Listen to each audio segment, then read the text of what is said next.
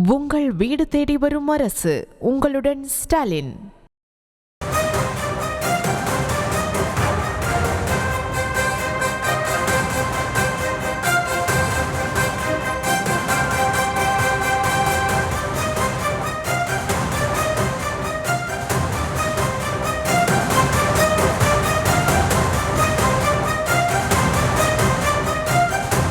அண்மை செய்தி. மென்பொறியாளர் கவின் ஆணவ படுகொலை வழக்கில் சிபிசிஐடி விசாரணை தொடங்கியிருக்கிறது.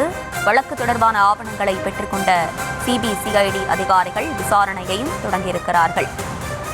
அது தொடர்பான அண்மை செய்தியை பார்த்து வருகிறோம். மென்பொறியாளர் கவின் ஆணவ படுகொலை வழக்கில் சிபிசிஐடி விசாரணை தொடங்கப்பட்டிருக்கிறது. வழக்கு தொடர்பான ஆவணங்களை பெற்றுக்கொண்ட சிபிசிஐடி அதிகாரிகள் விசாரணையை தொடங்கியிருக்கிறார்கள். கூடுதல் விவரங்களோடு இணைகிறார் எமது செய்தியாளர் ராஜா. வணக்கம். கவின் ஆணவ கொலையில் தற்போது சிபிசிஐடி விசாரணை தொடங்கப்பட்டிருக்கிறது.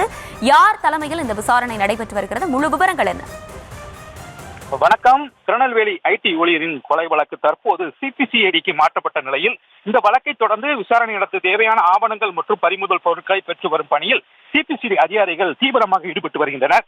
சிபிசிஐடி துணை கண்காணிப்பாளர் ராஜ்குமார் அவரின் தலைமையிலான அதிகாரிகள் இந்த வழக்கில் முதற்கட்டமாக காவல்துறை அதிகாரிகள் ஆலோசனை நடத்தினர்.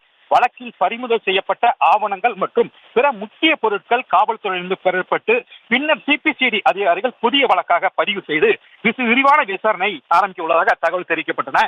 முதற்கட்டமாக அங்க கொலை நடந்த இடத்தில் ஆய்வு பண்ணமாக சிபிசிஐடி அதிகாரிகள் போய்கொண்டிருக்கிறார்கள்.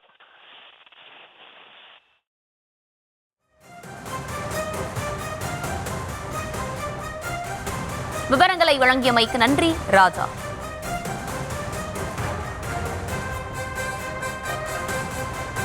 உங்கள் வீடு தேடி வரும் அரசு. உங்களுடன் ஸ்டாலின்.